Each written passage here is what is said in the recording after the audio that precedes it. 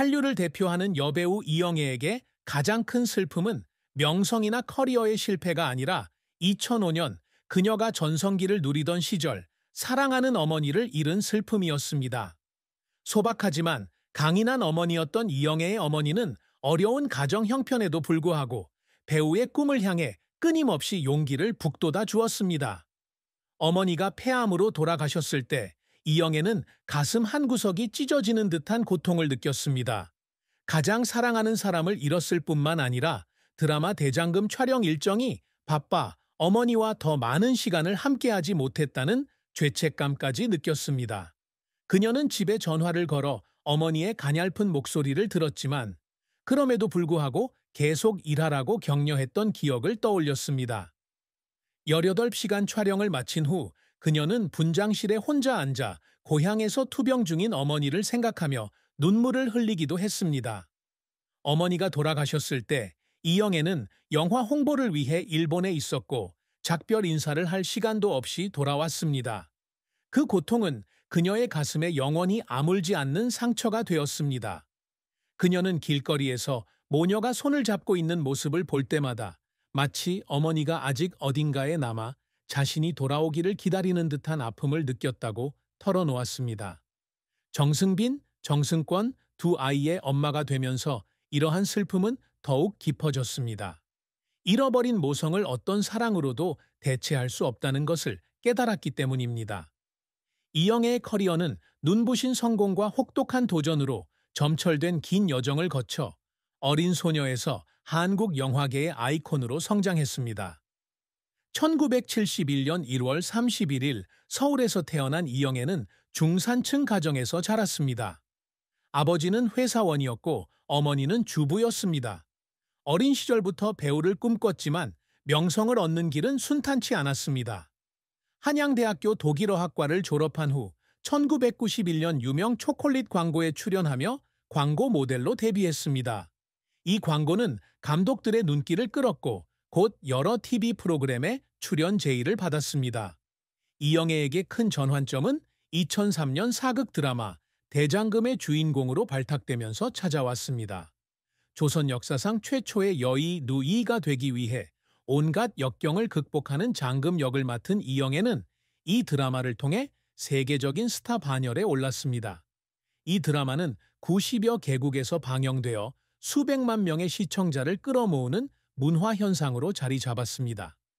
한복을 입고 단호한 눈빛과 따뜻한 미소를 뽐내는 이영애의 모습은 한류 열풍의 상징이 되었습니다. 이 역할로 MBC 연기대상을 비롯한 여러 국제 시상식에서 여우주연상을 수상하며 연예계에서 그녀의 입지를 확고히 했습니다. 이영애의 경력에서 또 다른 성공은 박찬욱 감독의 2005년 영화 친절한 금자씨에서의 역할이었습니다. 억울하게 감옥에 갇힌 후 복수를 추구하는 여성 금자씨 역은 그녀의 다재다능한 연기력을 보여주었습니다. 대장금의 온화함부터 친절한 금자씨의 치열하고 복잡한 연기까지 말입니다. 이 영화는 칸 영화제에서 초연되어 비평가들의 찬사를 받았으며 이를 통해 이영애는 한국을 대표하는 여배우 중 한 명으로 자리매김했습니다.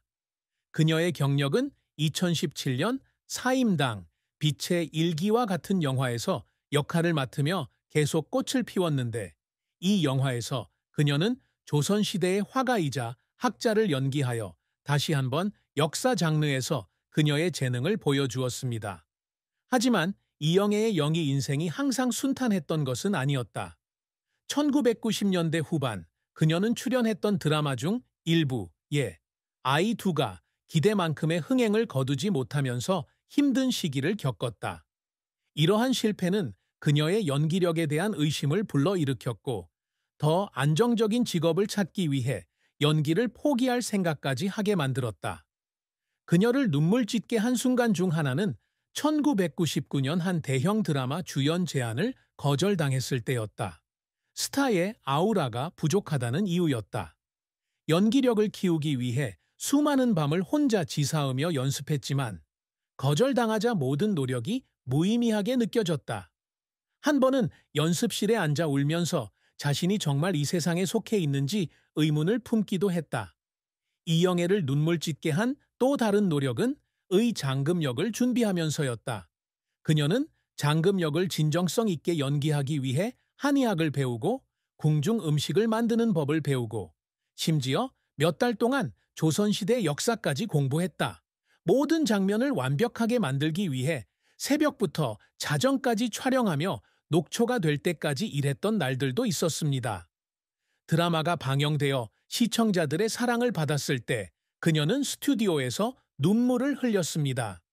단순히 드라마의 성공 때문만이 아니라 배역을 맡기 위해 자신과 가족이 치른 희생에 대한 슬픔 때문이었습니다. 이영애는 드라마 대장금의 성공 이후 가족에게 집중하기 위해 연기 활동을 잠시 중단하기로 했고, 이 결정으로 인해 많은 기회를 놓쳤습니다. 사임당 빛의 일기로 복귀했을 때 그녀는 오랜 공백 끝에 시청자들의 기대에 부응해야 한다는 압박감에 직면했습니다. 드라마는 호평을 받았지만 일부 평론가들은 대장금의 그림자를 넘을 수 없다고 말했습니다. 이러한 비판은 그녀에게 상처를 주었지만 모든 사람을 만족시키는 것은 불가능하다는 것을 받아들이는 법을 배웠습니다. 그녀의 영희 인생은 굴곡이 있었지만 결코 포기하지 않는 그녀의 재능과 끈기를 보여주는 증거입니다. 이영애의 업적은 단순히 명성이나 수상에 그치지 않고 사람들에게 영감을 주고 영원한 유산을 남길 수 있는 예술가가 된 것입니다. 그녀는 경력 초기부터 단순히 유명할 뿐만 아니라 진정성과 열정으로 존경받는 배우가 되겠다는 목표를 세웠습니다. 드라마 대장금에서 장금 역을 맡은 것은 상업적 성공뿐 아니라 전 세계 수백만 명의 여성들에게 영감을 주고 그들이 어려움을 극복하고 꿈을 향해 나아가도록 격려했기에 큰 업적이었습니다. 그녀는 시청자들로부터 의사가 되는 것부터 한식당을 여는 것까지 자신의 역할이 그들의 삶을 변화시켰다는 편지를 받을 때마다 자랑스러워합니다. 이영애가 항상 추구해온 또 다른 업적은 자신의 명성을 사회에 기여하는 것입니다. 그녀는 적극적인 자선가로 고아와 도움이 필요한 여성을 지원하는 단체에 정기적으로 기부합니다. 2010년에는 유니세프 한국위원회 친선대사로 임명되었는데 이는 그녀 인생에서 가장 큰 영광 중 하나로 여깁니다. 그녀는 에티오피아와 방글라데시와 같은 나라를 방문하여 도움이 필요한 아이들을 만나 그들의 이야기를 공유하며 인식을 제고해 왔습니다. 이러한 여행은 그녀의 사회적 책임의 일부일 뿐만 아니라 어머니가 가르쳐 주신 친절과 나눔의 가치를 되새기는 방법이기도 합니다. 이영애는 항상 헌신적인 엄마이자 아내가 되기 위해 노력해왔습니다. 2009년 정호영과 결혼한 후 그녀는 두 아이 정승빈, 정승권과 더 많은 시간을 보내기 위해 일을 줄였습니다. 그녀는 아이들이 어머니로부터 받은 사랑과 지지 속에서 자라기를 바랐고 일과 가정의 균형을 맞추기 위해 끊임없이 노력했습니다. 일을 하면서 쌍둥이를 키우는 것은 엄청난 도전이었지만 그녀는 그것을 큰 성취로 여겼습니다. 승빈과 승권의 미소를 볼 때마다 모든 희생이 가치 있다고 느꼈습니다. 이영애는 한국문화유산 보존에 꾸준히 노력해왔습니다. 드라마 대장금과 사임당, 빛의 일기를 통해 한국의 문화, 음식, 역사를 전 세계에 알렸습니다. 도자기와 자수 장인들을 지원하는 등 전통 예술 보존 사업에도 투자했습니다. 그녀에게 민족 문화 보존은 돈이나 명예로 평가받을 수 없는 업적이며 오히려 조국과 자신이 자라온 가치관을 기리는 길이라고 생각합니다. 이영애의 사랑과 결혼은 아름다운 이야기이지만 고난과 슬픔이 없는 것은 아닙니다. 그녀는 2008년 미국에 거주하는 한국인 사업가 정호영 씨를 지인의 소개로 만났습니다. 정호영 씨는 나이도 훨씬 많고 환경도 완전히 달랐지만 두 사람은 성격과 가치관에서 공통점을 빠르게 찾았습니다. 비밀리에 교제하던 두 사람은 2009년 8월 24일 하와이에서 가족과 가까운 지인들만 참석한 비공개 결혼식을 올렸습니다. 2011년 쌍둥이 정승빈과 정승권 쌍둥이를 낳으며 가정을 이루었습니다. 결혼 초기는 행복으로 가득했습니다. 정호영은 이영애가 영화 촬영으로 집을 비우는 잦은 상황에서도 항상 배우로서 활동할 수 있도록 격려해주는 든든한 남편이었습니다.